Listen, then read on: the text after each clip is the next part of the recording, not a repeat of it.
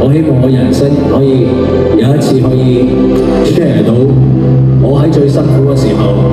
我係點樣 recover。每日我哋生活喺網絡，身邊嘅朋友、行業內嘅某種嘅規矩，有好多時候我哋都會好迷失。咁我出道咗11年、12年，我上年休息咗1年，因為我已經唔知我係邊個。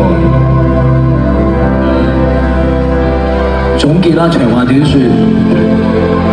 喺咁複雜嘅社會，我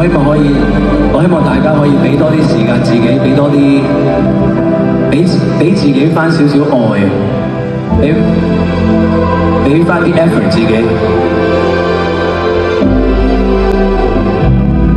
有好多時候，每日我哋生活嘅環境太亂，我哋根本冇時間愛自己。咁我今日有呢個機會可以企喺你哋面前，我希望我人生可以有一次可以 share 到我喺最辛苦嘅時候，我係點樣 recover， 就係俾自己時間，就係俾自己休息嘅時間，放過有好多時候要放過自己啊！呢個係我想趁我仲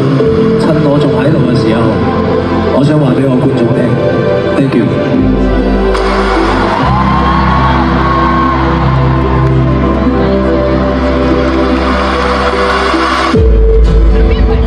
鍾意我哋嘅頻道，請按 like 同 subscribe，多謝。